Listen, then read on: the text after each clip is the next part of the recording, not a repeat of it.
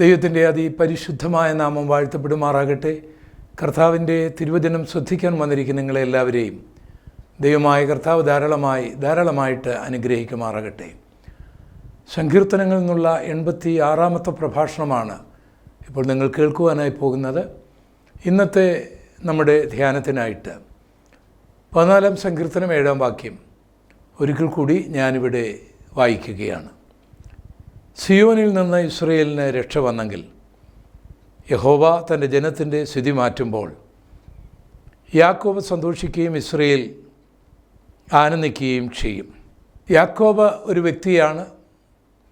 യാക്കോബിന് ദൈവം കൊടുത്ത പേരാണ് ഇസ്രായേൽ. പക്ഷേ ഇസ്രായേൽ ഒരു സമൂഹമാണ്. യാക്കോബിൻ്റെ 12 ആൺമക്കളിൽ നിന്നും ജനിച്ച് ഒരു വലിയ സമൂഹമായി, ഒരു മതസമൂഹമായി, ഒരു രാജ്യമായി വളർന്നു വന്ന ഒരു സമൂഹം. സിയോനിൽ നിന്ന് രക്ഷ വന്നെങ്കിൽ യഹോവ അവരുടെ ദുഃഖകരമായ അവസ്ഥയ്ക്ക് മാറ്റം വരുത്തിയെങ്കിൽ യാക്കോബ് സന്തോഷിക്കുകയും ഇസ്രായേൽ ആനന്ദിക്കുകയും ചെയ്യും എന്ന് സങ്കീർത്തനത്തിൽ രേഖപ്പെടുത്തിയിരിക്കുന്ന വചനങ്ങൾ അക്ഷരാർത്ഥത്തിൽ തന്നെ ചില വ്യക്തികളുടെയും കുടുംബത്തിൻ്റെയും രാജ്യങ്ങളുടെയും ചരിത്രത്തിൽ നിറവേറിയിട്ടുണ്ട്. ചില കഥാപാത്രങ്ങൾ ബൈബിളിൽ തന്നെ നമുക്ക് കാണുവാനായി കഴിയും. നമ്മുടെ ജീവിതത്തിൻ്റെ ഇന്നത്തെ അവസ്ഥകൾക്ക്, സ്ഥിതികൾക്ക് ദൈവം ഒരു മാറ്റം വരുത്തിയെങ്കിൽ മാത്രമേ നമുക്ക് സന്തോഷിക്കുവാനും ആനന്ദിക്കുവാനും കഴിയൂ. പണമുള്ളത് കൊണ്ടോ, വലിയ വീടുള്ളത് കൊണ്ടോ, നല്ല ജോലിയുള്ളത് കൊണ്ടോ, സൗന്ദര്യമുള്ളത് കൊണ്ടോ, സ്ഥാനമാനങ്ങൾ ഉള്ളതുകൊണ്ടോ ആനന്ദിക്കുവാനും സന്തോഷിക്കുവാനും കഴിയണമെന്നില്ല. ഇതെല്ലാം ഉണ്ടായിട്ടും ദുഃഖിതരായി കഴിയുന്ന എത്രയോ പേർ, സന്തോഷമെന്തെന്നറിയാതെ, ഒന്ന് നന്നായി ഉറങ്ങുവാൻ പോലും കഴിയാതെ എത്രയോ ജീവിതങ്ങൾ. അങ്ങനെ ഒരു വ്യക്തിയാണോ നിങ്ങൾ എങ്കിൽ നിരാശപ്പെടേണ്ട. നിങ്ങളുടെ സ്ഥിതിയെ മാറ്റി നിങ്ങൾക്ക് സന്തോഷവും ആനന്ദവും നൽകുവാൻ ശക്തിയുള്ള ദൈവത്തിൻ്റെ വചനങ്ങളാണ്, ദൈവത്തെക്കുറിച്ചാണ് നിങ്ങളോട് ഞാൻ സംസാരിച്ചു കൊണ്ടിരിക്കുന്നത്. പേർഷ്യക്കാർ ഇന്ത്യ മുതൽ എത്യോപ്യ വരെ ഭരിക്കുന്ന കാലത്ത്, പ്രത്യേകിച്ച് അഹശ്വേരോശിൻ്റെ കാലത്ത്, മൊർദെഖായി എന്ന ഒരു വാതിൽ കാവൽക്കാരൻ ശൂശാൻ രാജധാനിയിൽ ഉണ്ടായിരുന്നു. രാജകൊട്ടാരത്തിലാണ് ജോലിയെങ്കിലും ഒരു കൂലിക്കാരനായിരുന്നു അദ്ദേഹം. വാതിൽ കാക്കുക, ഇതാണ് അദ്ദേഹത്തിൻ്റെ ജോലി. എങ്കിലും ആ കാലങ്ങളിൽ പട്ടിണി മാറ്റുവാൻ അത് നല്ലൊരു ജോലിയായിരുന്നു. ആ കാലഘട്ടങ്ങളിൽ ഹാമാൻ എന്ന പേരിൽ ഒരാൾ പേർഷ്യൻ രാജ്യത്തിലുണ്ടായിരുന്നു. രാജാവിൻ്റെ ഉറ്റ സുഹൃത്താണ്. രാജാവ് അദ്ദേഹത്തെ മഹാനാക്കി, മാന്യനാക്കി സാമ്രാജ്യത്തിൻ്റെ 2ാം സ്ഥാനത്തിലേക്ക് അദ്ദേഹത്തെ ഉയർത്തിക്കൊണ്ടുവന്നു. അപ്പോഴേക്കും ഹാമാന് തൻ്റെ അവസ്ഥകൾക്കൊക്കെ മാറ്റം വന്നു. തനിക്ക് വലിയ സന്തോഷമായി. പക്ഷേ എല്ലാവരും തന്നെ നമസ്കരിക്കണം, ബഹുമാനിക്കണം, എഴുന്നേൽക്കണം, ഓച്ചാനിച്ച് നിൽക്കണം, ഇങ്ങനെയൊക്കെയുള്ള ആഗ്രഹങ്ങൾ കൂടെ സ്ഥാനം കയറ്റം കിട്ടിയ ഹാമാന് തോന്നിത്തുടങ്ങി. ജനങ്ങളൊക്കെ അദ്ദേഹത്തെ ആദരിക്കുകയും ബഹുമാനിക്കുകയും കുമ്പിടുകയും വണങ്ങുകയും ബഹുമാനിക്കുകയും ഒക്കെ ചെയ്തുകൊണ്ടിരുന്ന കാലത്ത് ഈ വാതിൽ കാവൽക്കാരനായിരുന്ന മൊർദെഖായി മാത്രം ഹാമാനെ കുമ്പിടുവാനോ ആരാധിക്കുവാനോ തയ്യാറായില്ല.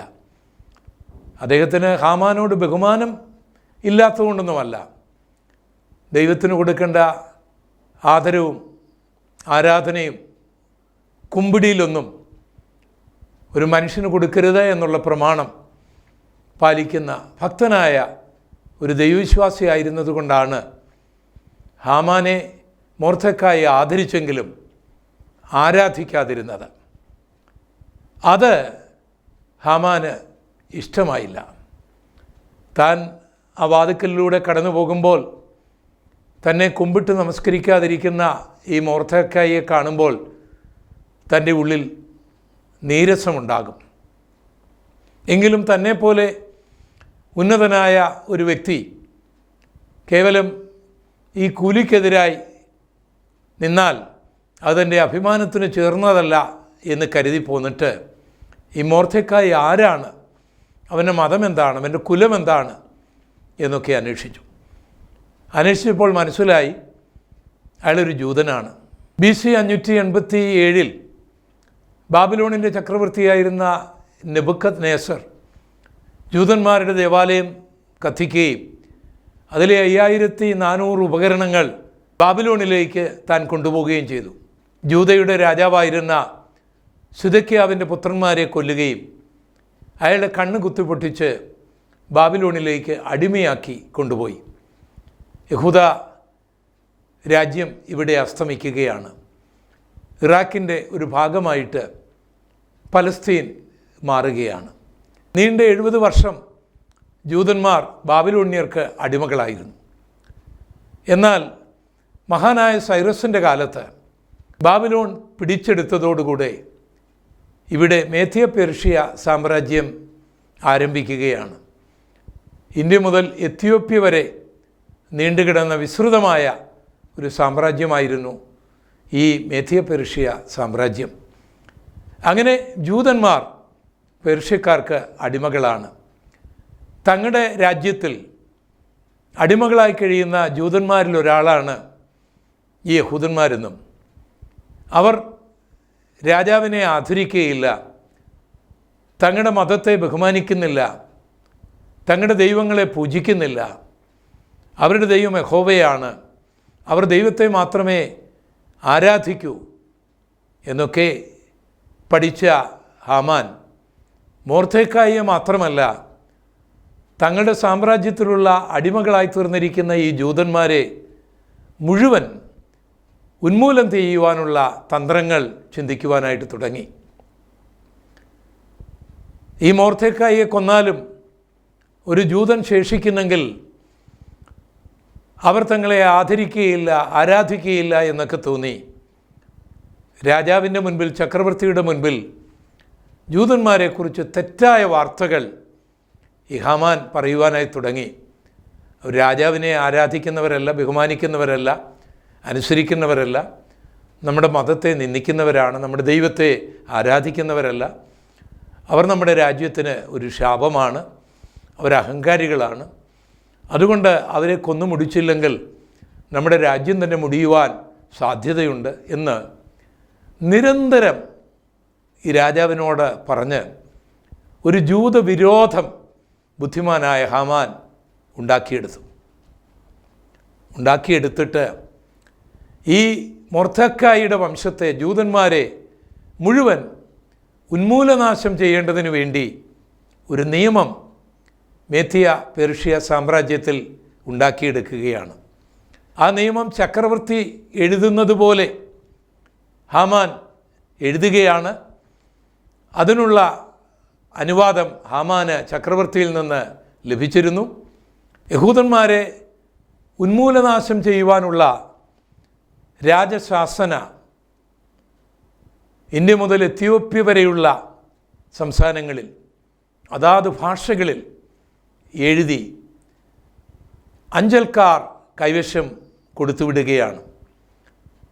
ആ ചരിത്രം ഞാൻ എസ്തേറിൻ്റെ പുസ്തകത്തിൽ നിന്ന് വായിച്ച് കേൾപ്പിക്കാം.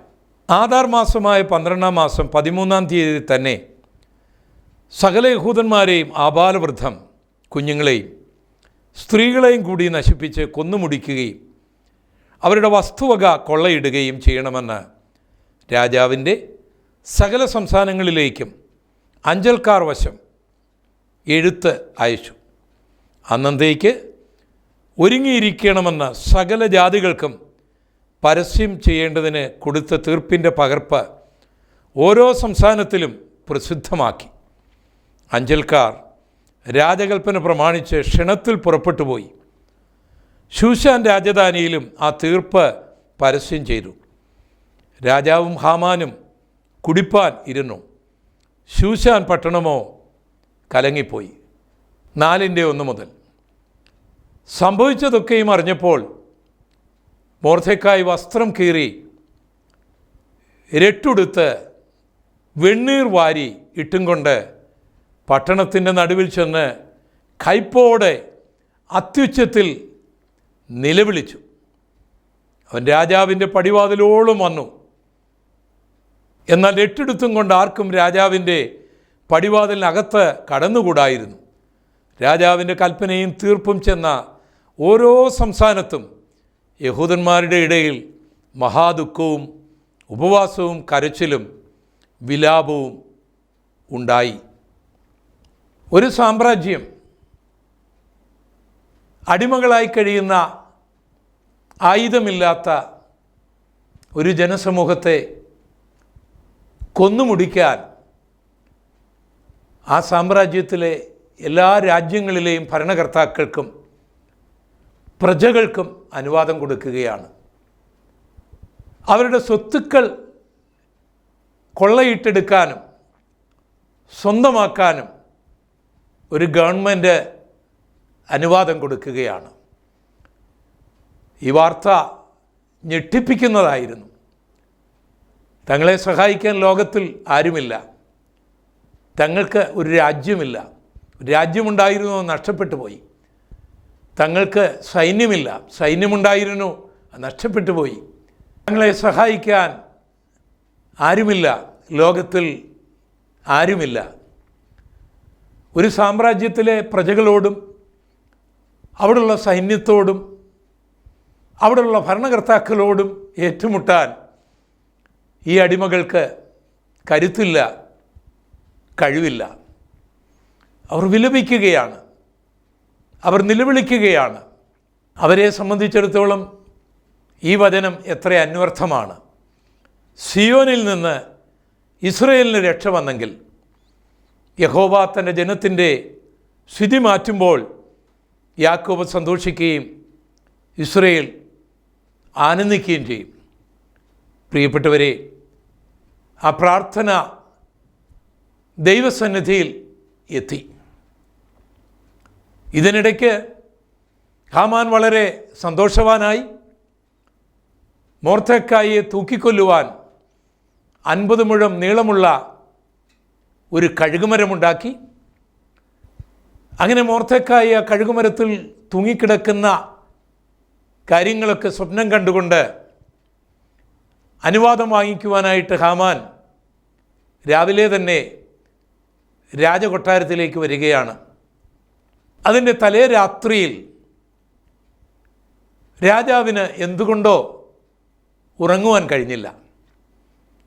അദ്ദേഹം പഴയ ഡയറി കുറിപ്പുകളൊക്കെ ഇങ്ങനെ നോക്കിക്കൊണ്ടിരുന്നു.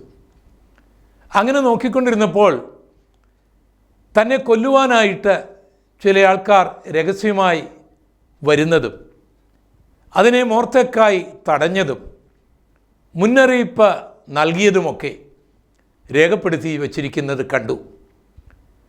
ആ കാവൽക്കാരൻ തടഞ്ഞില്ലായിരുന്നെങ്കിൽ, ഇത് രാജാവിൻ്റെ സൈന്യത്തെ അറിയിച്ചില്ലായിരുന്നെങ്കിൽ താൻ കൊല്ലപ്പെടുമായിരുന്നു.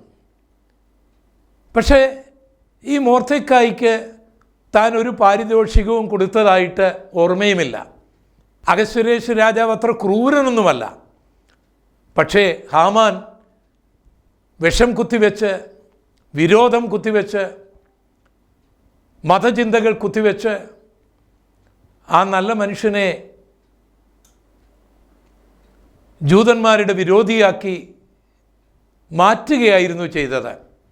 എനിക്ക് ആരെങ്കിലും എന്തെങ്കിലും ഉപകാരം ചെയ്താൽ പാരിതോഷികം കൊടുക്കുന്നവനാണ് ചക്രവർത്തി അഹശ്വേരോശ്. എന്നാൽ ഇത്രയും വലിയ ഉപകാരം ചെയ്ത ഈ മൊർദെഖായിക്ക് താൻ ഒന്നും ചെയ്തതായിട്ട് ഓർക്കുന്നില്ല. അങ്ങനെ ചിന്തിച്ചു കൊണ്ടിരിക്കുമ്പോഴാണ് ഹാമാൻ രാജാവിൻ്റെ മുറിയുടെ മുൻപിൽ വന്ന് നിൽക്കുകയാണ്. ഹാമാൻ അകത്തേക്ക് വരുവാനായിട്ട് രാജാവ് അനുവദിക്കുന്നു. ഹാമാൻ രാജാവിൻ്റെ അടുക്കൽ ചെന്ന് നിന്നപ്പോൾ അഹശ്വേരോശ് രാജാവ് ചോദിക്കുകയാണ്, ഹാമാനെ, നാം ഒരാളെ ആദരിച്ചാൽ, നാം ഒരാളെ ബഹുമാനിച്ചാൽ അവരെ എങ്ങനെ ബഹുമാനിക്കണം, എങ്ങനെ ആദരിക്കണം എന്നൊരു ചോദ്യമാണ് ഹാമാനോട് ചക്രവർത്തി ചോദിക്കുന്നത്. ഹാമാൻ മൊർദെഖായിയെ തൂക്കിക്കൊല്ലേണ്ടതിന് അനുവാദം വാങ്ങിക്കുവാനായിട്ട് കഴുകുമരമെല്ലാം ഉണ്ടാക്കിയതിന് ശേഷം വന്ന് നിൽക്കുകയാണ്. തന്നെയല്ലാതെ ചക്രവർത്തി ആരെയും ആദരിക്കാൻ ഈ രാജ്യത്തിൽ ഇല്ല എന്ന് ഹാമാന് തോന്നുകയാണ്. അപ്പോൾ ഹാമാൻ പറയുകയാണ്, മഹാനായ ചക്രവർത്തി, അങ്ങയുടെ മഹത്വത്തിനും പദവിക്കും ഒത്തവണ്ണം വേണമല്ലോ അങ്ങൊരാളെ മാനിച്ചാൽ മാനിക്കേണ്ടത്. രാജാവിൻ്റെ രാജവസ്ത്രം അവനെ ധരിപ്പിക്കണം, രാജകിരീടം അവൻ്റെ തലയിൽ വെക്കണം, രാജാവ് കയറുന്ന കുതിരപ്പുറത്ത് അവനെ കയറ്റണം. എന്നിട്ട് സാമ്രാജ്യത്തിലെ ഒരു പ്രമുഖനായ ഒരു വ്യക്തിയെ കൊണ്ട് രാജനഗരി മുഴുവൻ പേർഷ്യൻ ചക്രവർത്തി ഒരാളെ ആദരിച്ചാൽ ഇങ്ങനെയായിരിക്കും ആദരിക്കുന്നതെന്ന് പറയണം എന്നൊക്കെ തനിക്കിതെല്ലാം ലഭിക്കുമെന്നുള്ള ചിന്തയിൽ ഹാമാൻ പറഞ്ഞപ്പോൾ ചക്രവർത്തി പറയുകയാണ്, നീ പറഞ്ഞ നല്ല കാര്യം, അതിലൊന്നും കുറയ്ക്കണ്ട. നമ്മുടെ രാജകൊട്ടാരത്തിൻ്റെ വാതിൽക്കാവൽക്കാരനായിരിക്കുന്ന മൊർദെഖായി ഉണ്ടല്ലോ, ഇതെല്ലാം നീ അവന് കൊടുക്കുക, അതിലൊന്നും കുറയ്ക്കരുത് എന്നൊരു കൽപ്പന രാജാവ് പുറപ്പെടുവിക്കുകയാണ്. ഹാമാൻ ഞെട്ടിപ്പോയി. ആ കൽപ്പന, ആ ചരിത്രം ഞാനിന്ന് വായിച്ച് കേൾപ്പിക്കാം. എസ്തേറിൻ്റെ പുസ്തകം 6-ാം അധ്യായത്തിൻ്റെ 4 മുതൽ വാക്യങ്ങൾ. പ്രാകാരത്തിൽ ആരുള്ളൂ എന്ന് രാജാവ് ചോദിച്ചു. എന്നാൽ ഹാമാൻ മൊർദെഖായിക്ക് വേണ്ടി താൻ തീർപ്പിച്ച കഴുകിന്മേൽ അവനെ തൂക്കിക്കളയേണ്ടതിന് രാജാവിനോട് അപേക്ഷിപ്പാൻ രാജധാനിയുടെ പുറത്ത് പ്രാകാരത്തിൽ വന്ന് നിൽക്കുകയായിരുന്നു. രാജാവിൻ്റെ ഭൃത്യന്മാർ അവനോട്, ഹാമാൻ പ്രാകാരത്തിൽ നിൽക്കുന്നു എന്ന് പറഞ്ഞു. അവൻ അകത്ത് വരട്ടെ എന്ന് രാജാവ് കൽപ്പിച്ചു. ഹാമാൻ അകത്ത് വന്നപ്പോൾ രാജാവ് അവനോട്, രാജാവ് ബഹുമാനിക്കുവാൻ ഇച്ഛിക്കുന്ന പുരുഷന് എന്തെല്ലാമാകുന്നു ചെയ്തു കൊടുക്കേണ്ടത് എന്ന് ചോദിച്ചു. എന്നെ അല്ലാതെ ആര് രാജാവ് അത്രയധികം ബഹുമാനിക്കാൻ ഇച്ഛിക്കും എന്ന് ഹാമാൻ ഉള്ളുകൊണ്ട് വിചാരിച്ചു. ഹാമാൻ രാജാവിനോട്, രാജാവ് ബഹുമാനിപ്പാൻ ഇച്ഛിക്കുന്ന പുരുഷനു വേണ്ടി രാജാവ് ധരിച്ചിരിക്കുന്ന രാജവസ്ത്രവും രാജാവ് കയറുന്ന കുതിരയും അവൻ്റെ തലയിൽ വയ്ക്കുന്ന രാജകിരീടവും കൊണ്ടുവരട്ടെ. വസ്ത്രവും കുതിരയും രാജാവിൻ്റെ അതിശ്രേഷ്ഠ പ്രഭുക്കന്മാരിൽ ഒരുത്തൻ്റെ കയ്യിൽ ഏൽപ്പിക്കണം. രാജാവ് ബഹുമാനിപ്പിക്കാൻ ഇച്ഛിക്കുന്ന പുരുഷനെ ആ വസ്ത്രം ധരിപ്പിച്ച് കുതിരപ്പുറത്ത് കയറ്റി പട്ടണവീതിയിൽ കൊണ്ട് നടന്ന് രാജാവ് ബഹുമാനിപ്പാൻ ഇച്ഛിക്കുന്ന പുരുഷന് ഇങ്ങനെ ചെയ്യും എന്ന് അവൻ്റെ മുൻപിൽ വിളിച്ചു പറയണം എന്ന് പറഞ്ഞു. വളരെ സന്തോഷത്തോടെ ഹാമാൻ ഇത് പറഞ്ഞപ്പോൾ രാജാവിൻ്റെ കൽപ്പന എന്താണെന്ന് ശ്രദ്ധിക്കുക. 10 മുതലുള്ള വാക്യങ്ങൾ. നീ വേഗം ചെന്ന് വസ്ത്രവും കുതിരയും നീ പറഞ്ഞതുപോലെ കൊണ്ടുവന്ന് രാജാവിൻ്റെ വാതുക്കൽ ഇരിക്കുന്ന യഹൂദനായ മൊർദെഖായിക്ക് അങ്ങനെയൊക്കെയും ചെയ്യുക. നീ പറഞ്ഞതിൽ ഒന്നും കുറച്ചു കളയരുത് എന്ന് കൽപ്പിച്ചു. അപ്പോൾ ഹാമാൻ വസ്ത്രവും കുതിരയെയും കൊണ്ടുവന്നു. മൊർദെഖായിയെ വസ്ത്രം ധരിപ്പിച്ച് കുതിരപ്പുറത്ത് കയറ്റി പട്ടണവീതിയിൽ കൂടി കൊണ്ടു നടന്ന് രാജാവ് ബഹുമാനിപ്പാൻ ഇച്ഛിക്കുന്ന പുരുഷന് ഇങ്ങനെ ചെയ്യും എന്നവൻ്റെ മുൻപിൽ വിളിച്ച് പറഞ്ഞു. പ്രിയപ്പെട്ടവരെ, സിയോനിൽ നിന്ന് രക്ഷ വന്നെങ്കിൽ യഹോവ സ്ഥിതി മാറ്റുമ്പോൾ യാക്കോബ് സന്തോഷിക്കുകയും ഇസ്രയേൽ ആനന്ദിക്കുകയും ചെയ്യും.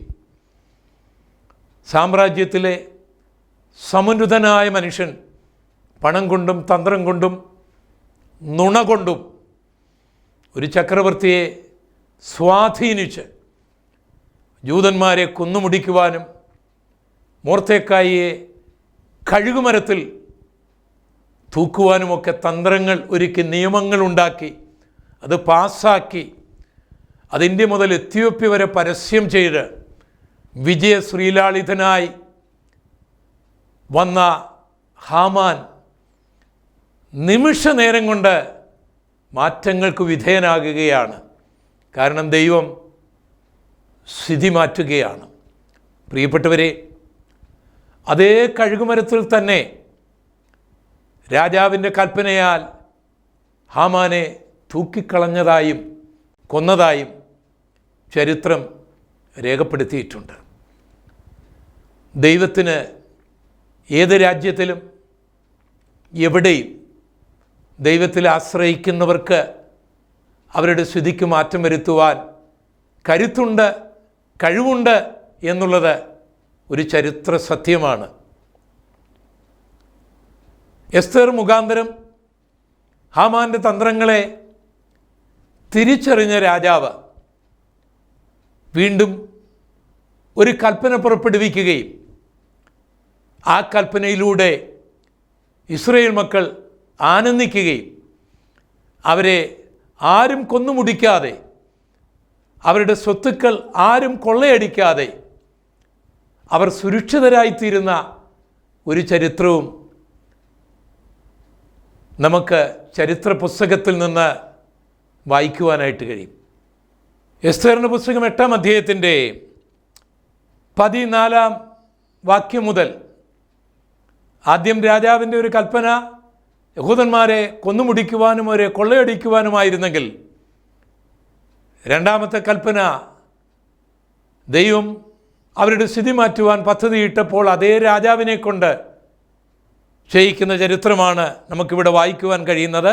അങ്ങനെ അഞ്ചൽക്കാർ രാജകീയ തുരകങ്ങളുടെ പുറത്ത് കയറി, അഥവാ കുതിരകളുടെ പുറത്ത് കയറി രാജാവിൻ്റെ കൽപ്പനയാൽ നിർബന്ധിതരായി ബന്ധപ്പെട്ട് ഓടിച്ചുപോയി. ശൂശാൻ രാജധാനിയിലും തീർപ്പ് പരസ്യം ചെയ്തു. എന്നാൽ മൊർദെഖായി നീലവും ശുഭ്രവുമായ രാജവസ്ത്രവും വലിയ പൊൻകിരീടവും ചണനൂൽ കൊണ്ടുള്ള രക്താംബരവും ധരിച്ച് രാജസന്നിധിയിൽ നിന്ന് പുറപ്പെട്ടു. ശൂശാൻ പട്ടണം ആർത്ത് സന്തോഷിച്ചു. യഹൂദന്മാർക്ക് പ്രകാശവും സന്തോഷവും ആനന്ദവും ബഹുമാനവും ഉണ്ടായി. രാജാവിൻ്റെ കൽപ്പനയും തീർപ്പും ചെന്നെത്തിയ സകല സംസ്ഥാനങ്ങളിലും പട്ടണങ്ങളിലും യഹൂദന്മാർക്ക് ആനന്ദവും സന്തോഷവും വിരുന്നും ഉത്സവവും ഉണ്ടായി. ഇതേ രാജാവ് ഹാമാൻ്റെ തന്ത്രനിമിത്തം, കുബുദ്ധി നിമിത്തം ജൂതന്മാരെ കൊല്ലുവാനും സ്ത്രീകളെയും കുഞ്ഞുങ്ങളെയും കൂടെ കൊന്നുമുടിക്കാനും അവരുടെ സ്വത്തുക്കൾ കൊള്ളയടിക്കാനും രാജ്യത്തിലെ സകല പ്രജകൾക്കും ഭരണകർത്താക്കൾക്കും പട്ടാളക്കാർക്കും അനുവാദം കൊടുത്ത് ആ തീർപ്പ് പ്രസിദ്ധമായ എല്ലാ സ്ഥലങ്ങളിലും ജൂതന്മാരുടെ വൃദ്ധരും യുവാക്കന്മാരും യുവതികളും സ്ത്രീകളും കുഞ്ഞുങ്ങളുമെല്ലാം പേടിച്ചു ഭയന്ന് അലറി നിലവിളിച്ച് ഉപവസിച്ച് രട്ടെടുത്ത് ആനന്ദവും സന്തോഷവും എല്ലാം നഷ്ടപ്പെട്ടവരായി കഴിഞ്ഞ സന്ദർഭങ്ങളിൽ അവർ ദൈവത്തിൻ്റെ മുഖത്തേക്ക് നോക്കി. അവർ ഉപവസിക്കുവാൻ തുടങ്ങി. സിയോനിൽ നിന്ന് രക്ഷ വന്നെങ്കിൽ എന്നവർ കൊതിച്ചു.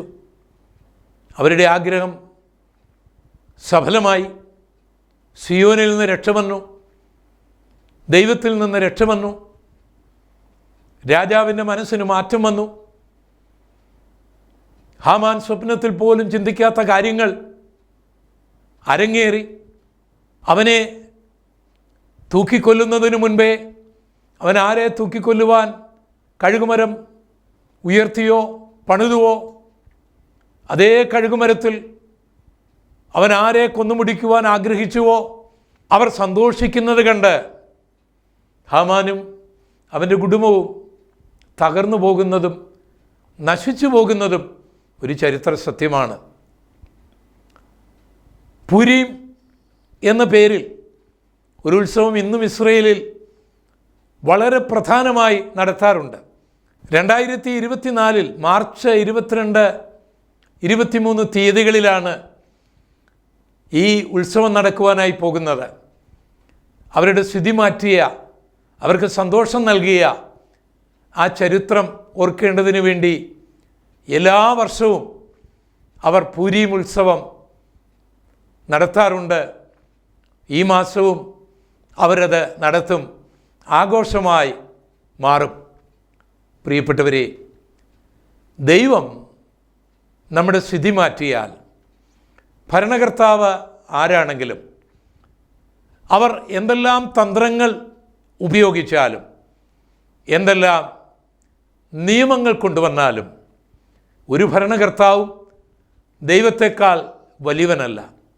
പ്രപഞ്ചത്തിൻ്റെ കർത്താവിന്, പ്രപഞ്ചത്തിൻ്റെ സൃഷ്ടിതാവിന് നിമിഷ നേരങ്ങൾ കൊണ്ട് കാര്യങ്ങൾ മാറ്റുവാനായി കഴിയും. ഹിറ്റ്ലറും ഈ ഹാമാനെ പോലെ ആയിരുന്നല്ലോ. ജൂതന്മാരെ മുഴുവൻ കൊന്നുമുടിക്കുവാൻ അദ്ദേഹം തയ്യാറായല്ലോ. 60 ലക്ഷം പേരെ അദ്ദേഹം കൊന്നുമുടിച്ചില്ലേ? പക്ഷേ അവസാനം ഹിറ്റ്ലറിന് അയാളോടൊപ്പം നിന്നവർക്ക്, എന്തിന് അയാളെ വളരെയധികം സ്നേഹിച്ച അയാളുടെ പട്ടിക്കും അയാളുടെ ഭാര്യയ്ക്കുമൊക്കെ അവസാനം അയാൾ കൊടുത്തത് പൊട്ടാസ്യം സയനൈഡായിരുന്നു. അവർ തകർന്നു പോകുകയാണ് ഉണ്ടായത്. പക്ഷേ ജൂതന്മാർ ഇപ്പോഴുമുണ്ട്. അവർ നല്ലവരായിട്ടല്ല, അവരുടെ ദൈവം നല്ലവനായതുകൊണ്ട്. അവരുടെ പ്രവൃത്തികളെല്ലാം അനുകരണീയമായതുകൊണ്ടല്ല, അവരാരാധിക്കുന്ന ദൈവം സത്യദൈവമായതുകൊണ്ട്.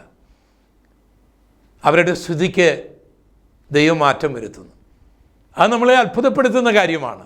BC 508 മുതൽ അവർക്ക് രാജ്യം നഷ്ടപ്പെട്ടു. അവർ ഇറാഖിന് അടിമകളായി, പിന്നീട് ഇറാൻ അടിമകളായി, പിന്നീട് ഗ്രീസിന് അടിമകളായി, പിന്നീട് റോമാക്കാർക്ക് അവരടിമകളായി. അവർ ലോകമെമ്പാടും ചിതറപ്പെട്ടു പോയി, ലോകമെമ്പാടും പീഡിപ്പിക്കപ്പെട്ടു. ഏകദേശം 2000-ലധികം വർഷം കഴിഞ്ഞ് 1948 ഒരു രാജ്യമായി തീർന്നത് നമ്മെ അത്ഭുതപ്പെടുത്തുന്നില്ലേ? അപ്പം ദൈവം ഒരു വ്യക്തിയുടെ, ഒരു കുടുംബത്തിൻ്റെ, ഒരു രാജ്യത്തിൻ്റെ, ഒരു സമൂഹത്തിൻ്റെ സ്ഥിതി മാറ്റിയാൽ നമ്മുടെ കണക്കുകൂട്ടലുകൾക്കപ്പുറം അത്ഭുതങ്ങൾ നടക്കുവാൻ ഇടയാകും. സങ്കീർത്തനം 14:7 സിയോനിൽ നിന്ന് ഇസ്രയേലിന് രക്ഷ വന്നെങ്കിൽ, യഹോവ തൻ്റെ ജനത്തിൻ്റെ സ്ഥിതി മാറ്റുമ്പോൾ യാക്കോബ് സന്തോഷിക്കുകയും ഇസ്രയേൽ ആനന്ദിക്കുകയും ചെയ്യും. മാനസാന്തരപ്പെടാൻ തയ്യാറായാൽ, പാപത്തിൻ്റെ വഴികൾ ഉപേക്ഷിക്കാൻ തയ്യാറായാൽ, യേശുവിനെ രക്ഷകനായി സ്വീകരിക്കാൻ തയ്യാറായാൽ, സ്നാനപ്പെടാൻ തയ്യാറായാൽ, അഭിഷേകം പ്രാപിക്കാൻ തയ്യാറായാൽ, വേർപെടാൻ തയ്യാറായാൽ, പ്രാർത്ഥിക്കാനും ഉപവസിക്കാനും തയ്യാറായാൽ, ദൈവത്തിൻ്റെ മുഖത്തേക്ക് നോക്കാൻ തയ്യാറായാൽ, നിങ്ങളുടെ ഇന്നത്തെ സ്ഥിതിക്ക് നിങ്ങളെ അത്ഭുതപ്പെടുത്തുമാറ്, മറ്റാരെയും അത്ഭുതപ്പെടുത്തുമാറ് ആ സ്ഥിതിക്ക് മാറ്റം വരുത്തി നിങ്ങൾക്ക് ആനന്ദിക്കാൻ, സന്തോഷിക്കാൻ കഴിയുന്ന ഒരു കാലഘട്ടം ഉണ്ടാകുമെന്നുള്ളതിന് യാതൊരു സംശയവുമില്ല. അതുകൊണ്ട് ദൈവത്തിലേക്ക് വരിക. ദൈവം ഈ വചനങ്ങളാൽ നിങ്ങളെ അനുഗ്രഹിക്കുമാറാകട്ടെ. കർത്താവിൻ്റെ തിരുവചനവുമായി വീണ്ടും നമ്മൾ കാണുന്നതുവരെ കർത്താവിൻ്റെ കൃപ നിങ്ങളോട് ഏവരോടും കൂടി ഉണ്ടായിരിക്കുമാറാകട്ടെ. ആമേൻ.